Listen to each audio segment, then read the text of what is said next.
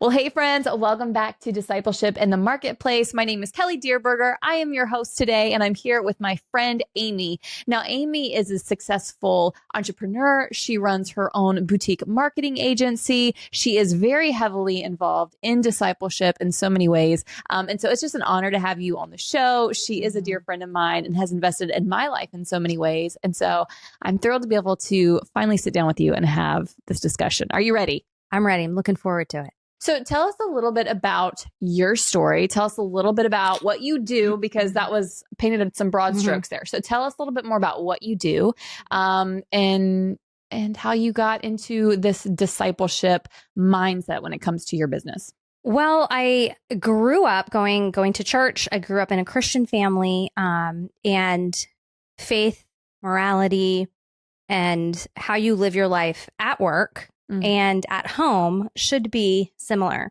So my dad was very big at a young age, even modeling, but also explaining to us the importance of everybody has value, from the janitor to the CEO, and you treat everybody with respect and value. Right.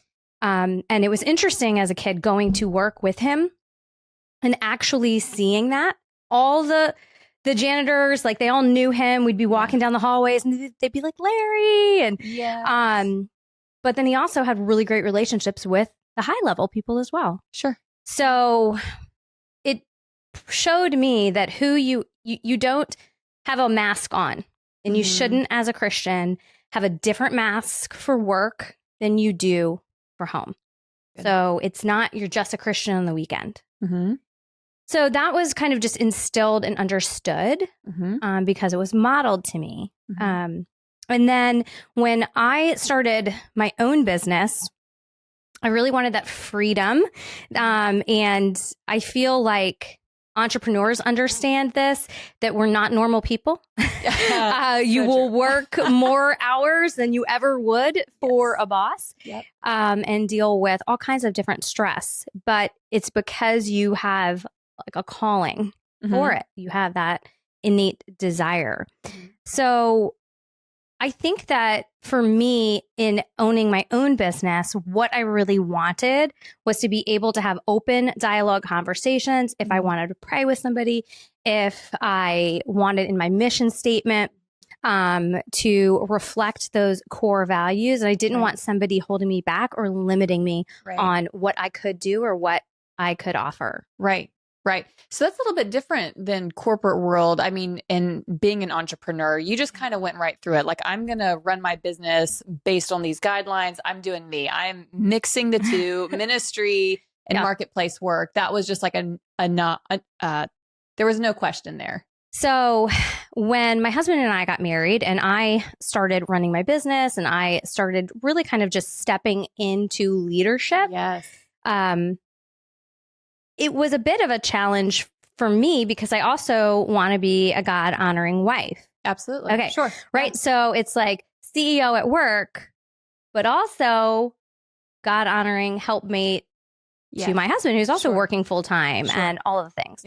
And being a father. So when it came to church roles, I very much took a back seat.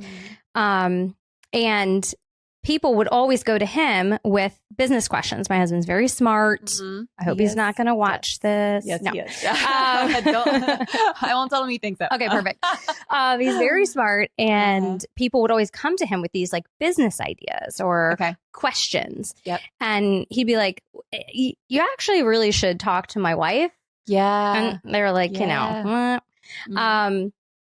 but the thing that would irritate me the most would be when he would give somebody advice that I taught him or gave him, and they're like, "Oh my gosh, you're so smart." And I'm like, I was like, "Wait, that was me." Sure. So, you know, these different roles we take on so much as women, wife, mother, sister, friend, caregiver, we tend to be these like caregivers, right? And then also, if you want to be a leader, that takes on a whole nother level. And then if you're running a business or running a ministry or a small group or a Bible study, you know, I don't think that women are given a lot of tools and taught how to lead well. Yeah, I could see that. Right. And so it's something you, I think, stumble into, and you're going to make mistakes. But guess what? The men make mistakes too. Just everybody calling it out there. Everybody. Yes. That's so true. That's so true. And I think as much as we have come a long way in our society, we've come a long way in many denominations, you know, we've come a long way with women in leadership. But there's still a long way to go. Because like you said, there's a lot more resources available to men in the marketplace, men in ministry, or just being able to take advantage of leadership opportunities than there are for women. So that being said, not as many tools for women. What would you say would be like your top 3 things that women in leadership, top 3 things with Amie that women in leadership, let's say women in leadership should know? What are 3 things that you would say you need to have these things in your tool belt? I think it's going to be different for every single person based on their life experience, what they're trying to achieve, and where they're at in their faith too. Okay. But number one, if you are an entrepreneur, well, you just women in general or women in general. Okay. It doesn't matter. In the marketplace. Yes. Yeah. Leadership, women in a leadership role, some way or some sort. Sure. Then you need a peer group. Yeah. Number one, you need a peer group of people who are in a similar experience, who have faced similar challenges, but not just leadership, people who have the same faith. Yes. Okay. So you can get wildly different advice from a non-believer than you're going to get from a believer. Sure. So regardless of whether you're in ministry or in the marketplace, you need to come to your decisions and everything based on your faith, based on your relationship with Jesus. Right. So you need peers that you can bounce ideas off of, that you feel like you're not alone. Yep. And then the second would be that you need to have a connection with other Christian women outside of just leadership. That's good. Right. Yep. So maybe somebody who's a little bit older and wiser that can give you advice, marriage advice, motherly advice. Yep. Beyond your mother. Right. There's a lot of wisdom that other people can give you. Absolutely. And then you need somebody who you can hold their hand and guide. As a mother, I have often been challenged by, oh my gosh, my kid's watching.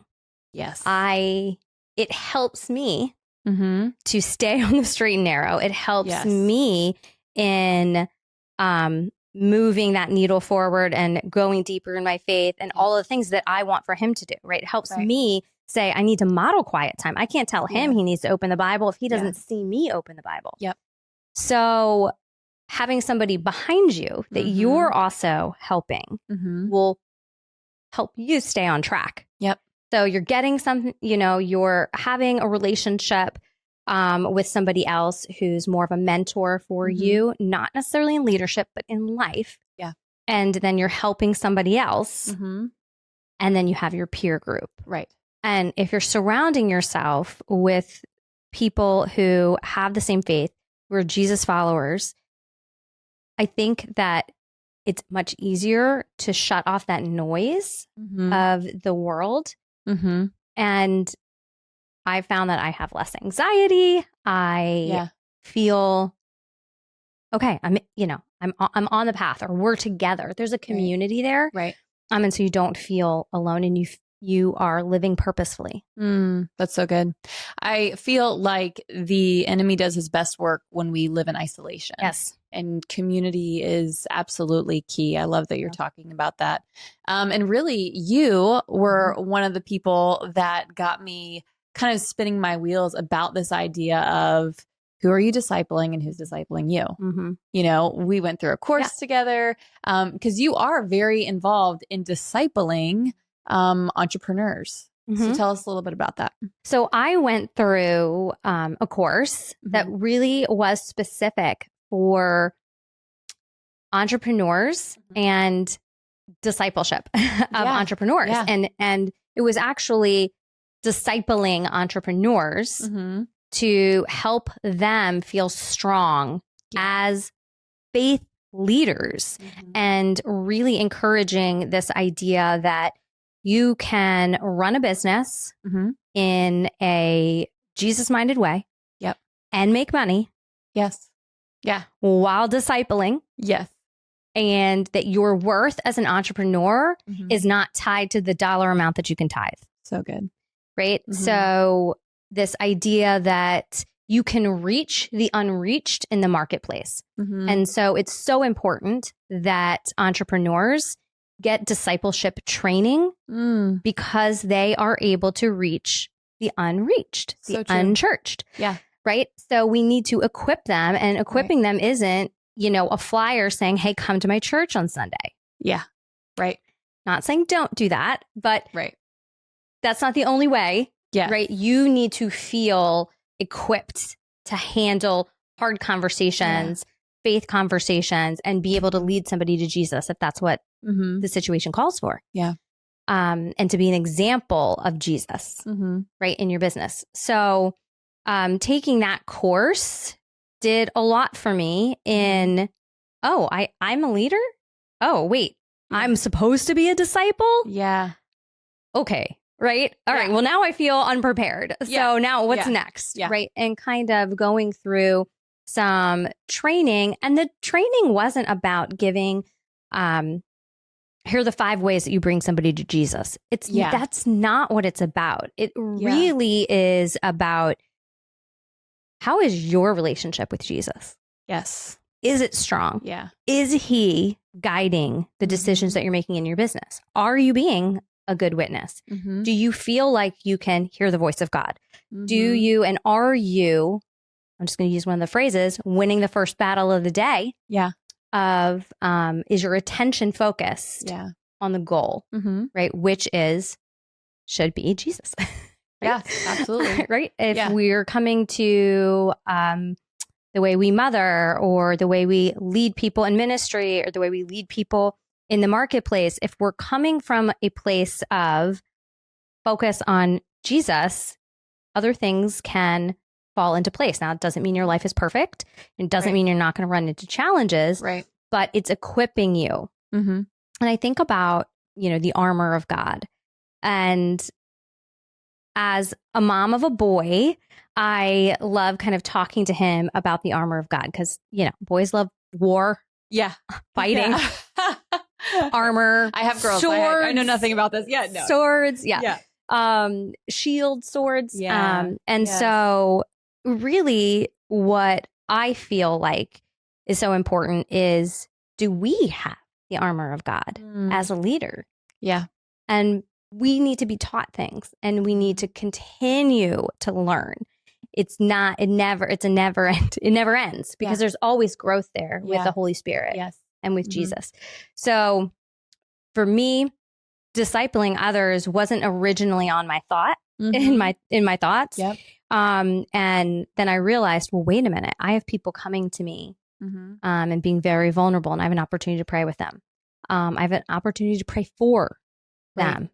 And they're looking at me and watching how I'm conducting my business, my business practices, the way we handle and treat customers, and like our mission statement, all of those things. I mean, even return policies. Okay. It all boils down to your witness. I remember specifically, I had an issue. It was years and years ago, and we had a training program for my business. And a person violated our non-compete and sharing our intellectual property. And charging somebody else for something that we created. And, my husband's like, you got to draw the line. And he's a very nice person, and this is true. He's like, you got to draw the line and this and that. And this is why you can't be friends with employees, and because it makes things difficult. And I thought about it, and what he's saying wasn't wrong in the marketplace, but I came back to, if I can't be genuine and if I can't give grace, if I can't be genuine, if I can't have relationships with employees and clients that sometimes might hurt, then I don't want to do this. Like, it's gonna hurt. Sure. Right? Yeah. Sometimes doing the right thing hurts financially. Sometimes it hurts emotionally. Yeah. I was like, but I have to be my authentic self. Yep. And sometimes I'm going to make mistakes. And sometimes I'm going to give more grace than might be deserved. That's grace and mercy. But I have to do that because otherwise, what, is it just about dollars? Right. And that's not how I want to live my life. Right. Doesn't mean you can't have smart business practices and policies, but are you still able to be your authentic, Jesus-loving self? Yeah. And, you know, rest your head at night knowing you did the right thing. That's good. That's good. Hey friends, we're going to interrupt the show just real quick to give a shout out to Ordinary Movement. Ordinary Movement is a disciple-making movement that is helping to equip churches and individuals all over the nation to start discipleship groups. Ordinary Movement is unique in that it has an online resource for you, so you can walk step by step through how to start a group, what to talk about in your group, and how to be a disciple who truly makes disciples. These high challenge, high grace environments are perfect for anyone. You don't have to have any previous experience. No matter what background you come from, no matter what profession you're in, you can be a disciple who makes disciples. Check out ordinarymovement.com for more information and to get started. Now back to the show. So not to completely shift gears, but, you know, we're talking about women in leadership. Women, you kind of touched on it just a few minutes ago when you said you had a lot of women coming to you or people that come to you to talk to you about things. Do you think sometimes as a woman, because we're not necessarily going back to the church discussion, like women in leadership, like we're super champions for that, you know, do you think sometimes women miss that opportunity to see themselves as leaders and as disciplers because they're like, oh, they're just coming to me to just have a good conversation or someone's just venting to me. Like we kind of put these different labels to it than what it actually is like you have this opportunity to be Christ to someone, to disciple someone, to add value to someone. Like we kind of don't tend to add more of those high level labels to it. We just go, oh, I'm a woman and people feel comfortable sharing with me. But really you are having this incredible opportunity to disciple and to make disciples. Yeah, I don't think we put enough emphasis on what we're really doing as women. So, you know, when we think about the role of women in the church, and a lot of times women are the ones in children's ministry, right? Now we do a lot of mothering. And so maybe it comes somewhat natural in the nurturing side of things. But think about the importance of that. You are the ones speaking Jesus into these little hearts. Yeah. It's huge. Right? It's huge. It's huge. That is like, to me, it sounds like the most important job. Right. And women have just naturally been doing this. So I think people hear the word disciple and they think, this is big. Yeah. This is a label I don't want. I'm not a Jesus freak. Yeah. And I don't know how to disciple somebody, but if you are a mom or an aunt, I guarantee you have what it takes to be a disciple maker. You already have it. It's in you. Yep. It's just never been called out to you for you really to live in and step into that as a role. It's just something that you've been doing. Yeah. And so when it comes to your mind and when somebody can call that out to you and say, you are a disciple maker. Now, do you feel equipped? And you're, no. Right. It's empowering. But then you're like, wait, I am? Yes. And then you're like, okay, I got to take this seriously. Yeah. Yeah, absolutely. Right. And so I think when we're having conversations with our friends, whether they're Christians, not Christians, we always, as a Christian, I think, need to be vigilant about people are watching. Yep, that's true. Some people are watching and hoping you fail. Other people are watching and rooting for you that you didn't even know. We're rooting for you. Yeah. Right. And so people are watching, and the goal is not to be perfect. Right. Being a disciple maker is not about perfection. I think it's about authenticity and loving Jesus. So and I good. think it can just be as simple as that. Yeah. Right. And just sharing and being authentic means you can share your failures and you can share when you've done something wrong with people. And so being a disciple maker is something that I think is the calling of every Christian. And it does not matter your gender. Well, and I would say too, it doesn't matter your gender, and it comes in all shapes and sizes and styles. And, you know, you can be blonde and very colorful and, you know, peppy. It's not like this masculine, I hike and, you know, have this more granola vibe to me. You know, it is, it comes in all shapes and sizes and styles. And like you said, it really does come down to that authenticity. And do you love Jesus? Yes. You know, but everyone has a different world in which they operate. And so you're going to reach people that I would never reach. I would reach people that you'll never reach. And that's really what we all have as Christians, business leaders, disciple makers, is that we all are put in our place for such a time as this, for a purpose, with a purpose. And God has given us and instilled in us unique giftings and unique interests and unique passions. And that's good.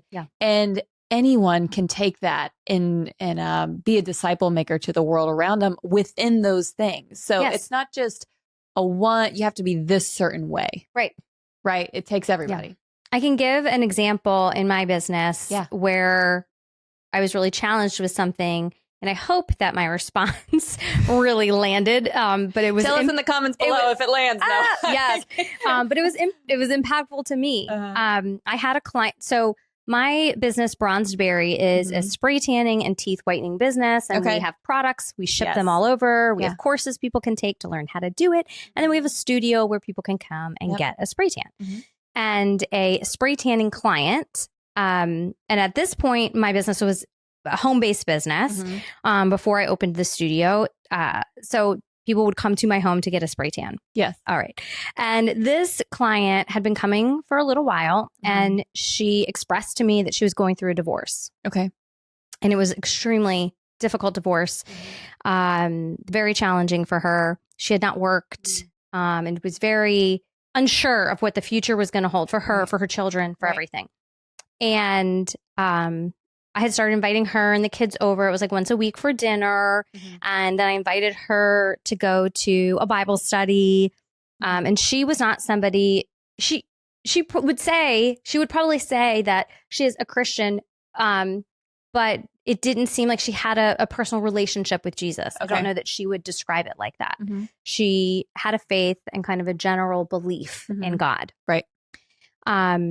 And so as I invited her to do these things, and she'd take me up on it. And one night we went to the movies, and at this particular movie theater, they have like a little bar area. So we were going to go get a drink, and then there's like a little girls' night.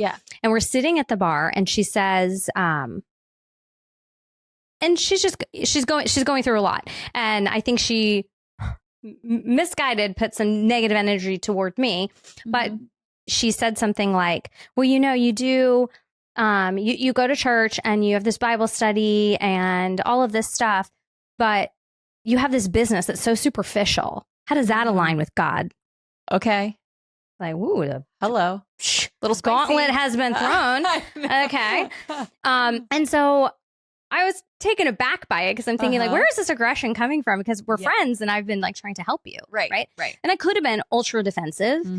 I just took a deep breath and I said to her, I don't regret my business one bit. I get to meet people like you. I get to hear their stories. I get to tell them and say to them, I see you, I hear you. And I think that we would never have met in a church. But we met at a spray tanning studio. And I hope that I've been able to help you during this hard time. And I do think that that's what God wants for me. And she just was like, oh, yeah. And then like we just moved on. We just moved on from it. But to your point, there are times where if you're pursuing business, and if you are a female and you have a certain aesthetic, that there can be judgments made on it being superficial. And the reality is, it's really about, are you able to be authentic? Are you able to share Jesus with others? Yep. And display like compassion, kindness, mercy, grace. Yeah. And you can do that and wear hot pink. Right. I love it. Yeah. Bring on the hot pink is what we're Bring saying, it on. ladies. Yeah. If More that's hot you, pink. If that's you, that's what it comes down to. You do you. Be who God created you to be, because there are people that he has for you to impact. Women are often told they're too much. I know that has been something that was a narrative for me in my life. Too much energy. Yeah. Sit still. Yeah. Why can't you just do this? Right. And it's like, because that's boring. And there's other things to do in the world. Right. Yeah. And so lots of women have experienced that, where it's like, you're too much. Yeah. And the reality is, you're not too much. You are who God made you to be. Yeah. Now, there are some times where you need to temper your instinct. Right? Use wisdom. Right. Yes. But you can be who you are and who God made you to be, and be girly or not girly. Yes. Right? Right. Bring on the Tivas. I don't care if that's like your what jam. What did you say? The Tivas. What? Okay. Define. Okay. So I know that I look, and I am like very super girly, but I actually do like camping and hiking. Okay. And I have like a whole nother wardrobe for those kinds of things. Okay. Which I would include love to shoes. See. Is it very, super stylish, I'm sure. I mean, I wouldn't go that far. Okay. You're wearing like the same pants multiple days in a row. So, you know. Yeah. Okay. Tivas are those, they're like, you can hike in them. They're sandals. So it's like a rubber sandal with like the Velcro straps. I got you. Like from the 90s? Yes. All right. They're back. Or did they never go away? Well, it's functional for hiking. Okay. I do think some people wear them for style, and we could have a conversation about that. But I do have a pair for hiking that I wear with socks. Okay. Oh, you're a socks with sandal girl. Not normally, this but is going at the a whole different campsite. direction. At the campsite. Okay. At the campsite. Okay. Only at the campsite. Okay. And so, but yes, you can be a leader and wear your camping sandals out if that's what is your jam. And I don't think we have to necessarily conform our appearance to appease a specific group because it makes them comfortable. Yes.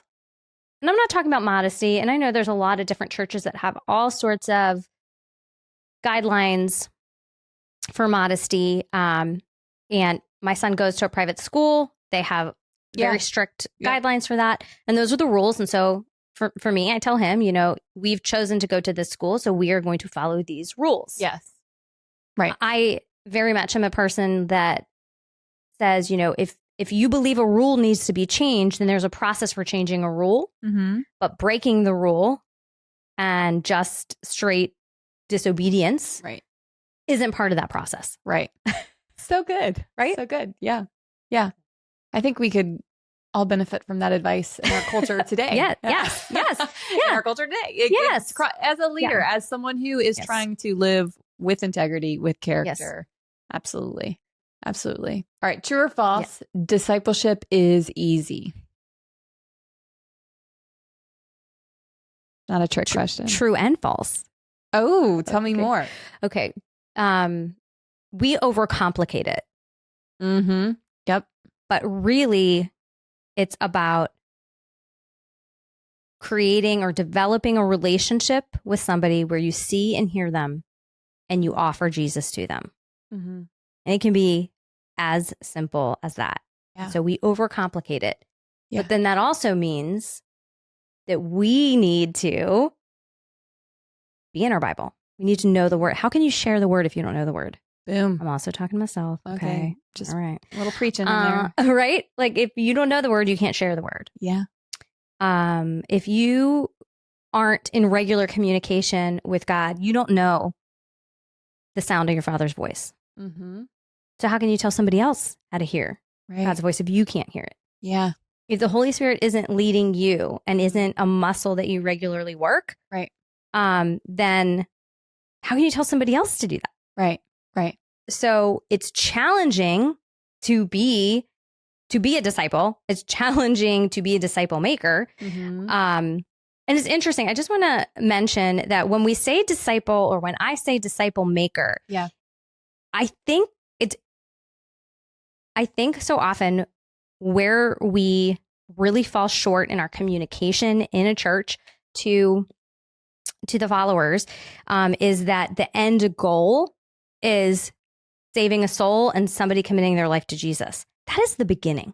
That is the beginning of a Christian's life. Okay. Right? Okay. Yeah. And so the goal and what Jesus called us out to do is to make other disciples. So to make another disciple, you need to be discipled. And then you have to disciple others. Yeah. That is the goal. Yeah. That is the goal. Yeah. And there's many ways to do that. Yeah. So it is challenging. Yeah. But everybody has it in them, because that's what Jesus called us to do. And he wouldn't call us to do something if he didn't give us the tools to do it. Yeah. Yeah. That's so good. So when it comes to discipleship in the marketplace, we have talked about having community. That's key. And this personal responsibility factor of you are responsible for your own relationship with Christ and developing that if you want to transfer that to someone else or help somebody become a disciple. Yeah. Why do you think business leaders, business owners, people just in the marketplace in general, you don't have to be running the show. Like, it doesn't have to even be your business, but you're at work, you're doing your 9 to 5. What is holding people back? What is the tension of why they're not just being so sharing their faith? I mean, that is literally the commandment from Jesus when he leaves, go and make disciples. So what's the miss? Where are we kind of, where are we feeling held back when it comes to integrating those? 2 things, fear and lack of resources and training. Okay. Right. So the fear piece is, I might lose my job. Yeah. Bob isn't going to think I'm cool anymore. Right. We're still doing that. Right. Even in our 30s and 40s. I know. And 50s. It's like, oh my goodness. Right. Yeah. Like, I might not get invited to the water cooler to hear all the gossip. Yeah. Or whatever, you know. So fear of retribution, of losing your job, which then of course goes to our scarcity mindset. Right. And it's like, we can't do that. Right. There are rules at my job. I can't do that because there are rules. Right. Okay. So I think fear, and then the lack of resources is, quite frankly, and this is just a call out challenge to churches all around, is that a lot of times you go to church to receive a word. Okay. You're going, sitting, receiving. It's like eating a meal. Yes. But you're not taught how to make the meal. You're not taught to take the meal out to others. Yeah. Right? That's good. And I was like, we have to do that. That's a good picture. Yeah. So I think churches need to do a better job of empowering and equipping their parishioners, right, to give them the tools so that they feel like, I know how to handle these tough conversations. I know how to answer this question. I know what I need to be doing on a daily basis, so I am ready. Right. There is something in the discipleship program that I'm a part of that talks about people of peace. Yeah. And God is not calling us out to try to convince somebody that Jesus is the way. Right. People learn by watching somebody else do something well. Yep. And if you have an encounter with somebody and you are able to speak to them about Jesus, they will hear it in a way that they understand it. Yeah. You don't have to be perfect in how you're saying something because the Holy Spirit and Jesus, it's something you feel in your soul. And so if they are a person of peace, they will engage in the conversation. Right. If they are resistant, then that is not who God is calling you in that moment. Right. Right. You don't need to pursue that. You open the door and just let that person know that you're available. Yeah. And willing. But it's not about forcing somebody. And I think we can get caught up with, well, what if somebody asks me a question and I don't know the answer? and I'm not a good Christian. Oops. Right. And the reality is they're not going to come to Jesus because you have all the right answers and you know every piece of scripture. So true. It's something you feel in your soul. Yeah. And it's not about the perfect words, but it is about relationship. Yeah. Whew. Yeah. Yeah, that's a whole discussion, because really, in order to have a relationship with people and to invest in people, you have to have your eyes open to see the people that are around you. You have to be very intentional. Yeah. And we have to break up with this idea that perfection is the goal. Yes. That is not the goal. Right. Nowhere in scripture do you see that as the goal. Yeah. Look at the disciples. Look at the apostles. They were messed up. Yeah. They made a ton of mistakes. Right. Yeah. Over and over again. And they literally were living with Jesus. Yeah. It is wild. Yeah. You don't want to be like judgy on the disciples when you're reading and you're like, I cannot believe. Like, I would have never done that, Peter. Yeah. What's up? But we all the time, right? We are living in a fallen world. Yes. None of us are coming to this from a place of perfection, but God's grace and his mercy is there to cover that. And I always think of that too, even as I'm leading my kids, like, God, just let them see you in spite of my shortcomings. Because are you like reading my prayer books? Like, pour your grace over my mistakes and my words, because cover them. Yeah, they're not going to be perfect, and you certainly don't get it right every time. But it's the like you said, it's that relationship piece. But you can't have a relationship without intentionality and seeing people, which is hard to do sometimes when we're all about the bottom line. Yeah. Right. So yeah, absolutely. You got to leave room for people.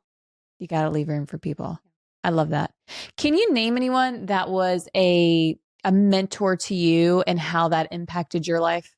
Specific to discipleship? Yeah, specific. Who is someone that you would say came along and, whether they meant to or not, whether it was intentional or not, discipled you, and the impact that left on you? Yeah. Well, two people come to mind. One, his name is John Chandler, and the other is a woman named Laura McDaniel, and they worked in the same organization. Okay. And they are both like amazing followers of Jesus.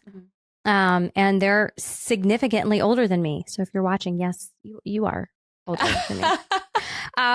And one of the things that they did was just reach out and with little text messages of words of encouragement every once in a while with a scripture. Okay. And it's always like, right what I needed to hear when I needed to hear it. I mean, God's amazing. And just saying things like, wow, Amie, sounds amazing. Like words of encouragement. Yeah. And I know God's got big things for you. I'm like, I don't know that he does. Where are you getting? You obviously are closer. To you guys been talking behind my back. That's right. Right. And so like these words of encouragement, and I respected who they were in their life. Yeah. In the relationships they had, how they lived their life, how they managed their marriages, difficulties, things that were easy. Right. How they parented, then how they grandparented, all of the things, how they worked. And I was watching them, right? This goes back to that, and I wasn't watching them hoping that they would fail, but I was watching them to learn. Yep. This is a life well lived. And I want, at the end of my days, right, to have a life well lived. So I want to look at people that have that life and say like, okay, what are some of their priorities? Yep. So for me personally, it was important to have a woman mentor who she was just, is a just kick butt kind of girl, woman who also does amazing things in ministry, she was a lawyer, had a very flourishing career, wife, mother. She was mother of one child, a boy, similar to me. Okay. Right. And so seeing that, okay, you can have this, you can have an amazing career. You can be a wife, you can be a mother. You can live missionally and do ministry work too. Yeah. And you can do all of these things. Now, she didn't do all of those things all at once. Yes. Yes. There's been seasons of various things. So just having those people that you can look up to and say, okay, and that you can lean on and reach out to. Yeah, absolutely. Yeah. And that really is the key there. Find someone who's doing what you want to do. Yeah. Whether you want to be a leader or whether you want to be a homeschool mom or find someone that's a leader. Yeah. That's a huge leader. Yeah. That's a huge undertaking. I did it for a year and found out that was not my calling, but so much respect to women who are doing that. But it's just finding, okay, well, who does this well? You know, when I was just getting, the one time that I did try to homeschool, you know, I'm calling people that are doing it. And then I've seen their children are very smart. They're very active in their community. They're doing good stuff. So it's like, I want to learn from them, you know, and even people, you know, I think of a friend that I have, whenever I think of, I need to make more margin in my life, or I need more peace and just rest in my life. I think about this friend and like, man, what would they do? And kind of watch like, that's awesome. You know, you just watch how people live. It's so true. So if you want more of a thing in your life, find those people that align with that, and then watch them, ask them to coffee, learn, you know, pick their brain. People will often, I think, overcomplicate a lot of things, but also mentorship. And it's worth praying about for sure, but it's also worth asking. Yeah. So one of those two mentors, so the man, John, he reached kind of, whether he thought he was mentoring me or not, he was. Yeah. Based on what I was taking in, right? What he was giving out. And he would reach out to me. Now, Laura, I intentionally went, it was like a 3-hour drive to coffee. I asked her. 3-hour drive. Yes. Okay. So I'm like, I want to get to know this woman. I admire this person. I want a relationship with her. I want to learn from her. So I'm going to make it as easy for her as possible. I'm going to her. Yes. Right. Cool. Yeah. So kind of asked her to coffee. And anyway, so I really went after that specific relationship. Now, that's not for everybody, and that's okay. But if there is somebody, they might not just come to you, right? How many of us just have like extra time to give? Right. Now, but if somebody were to come to you, Kelly, and say, hey, I really want to ask you some questions. Can we have coffee? Like, of course. Of course. Coffee is my favorite beverage. Well, right. That's also and love language. And I love people. Yeah. So you're like, oh my gosh, two of my favorite things. Two of my favorite things, yes. Yes and yes and yes. Yeah. And talking. Yes. And talking. 3 of the favorite things, right? Yes. Yes. So, you know, very rarely are you going to really turn that down. Yeah. When somebody is reaching out. For sure. So just keep that in mind that, you know, if you want a mentor, sometimes you are going to have to find that person. But so worth it. Oh, yes. And that takes bringing some of the fear out of it. Yes. Because we are so hung up on feeling rejected or feeling like, oh, I'm inconveniencing people, especially as women. Yes. I'm inconveniencing somebody, or I don't want to take the lead or put someone else in a position that, you know, it's just like, you won't know unless you ask. 100%. You know, and I felt so awkward. Like asking her to coffee. It's like, are we dating? Like, I don't know. Do you know, like, is like, what is she thinking? Why did she say yes? Right. Right. You know? Right. Kind of a thing. Cause I was insecure about that. Right. Thinking, oh my gosh, she's got all this to do and she does all this and she's so amazing. Yep. And like, why would she even want to talk to me? Right. And we developed a friendship. Yeah. And that's been really special. I love that. Well, Amie, any final parting thoughts for us as we wrap up the discussion here? We've talked about community, personal responsibility, you know, and moving past fear, you know, being intentional, seeing people's value.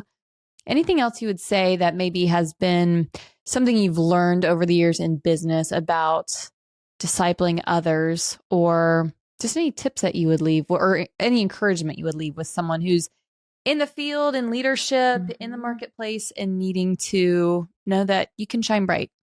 Yes. So I would say one of the first things is that you need to find that peer group who will cheer you along. Yeah. Who will see your potential and they already know that you've got this. Yeah. Right? You're just catching up. To what they see. So that kind of a peer group that, you know, is that they are Jesus followers. Mm-hmm. So every woman has an opportunity. Every human has an opportunity to lead someone. Yeah. Our kids have an opportunity to lead somebody. Yep.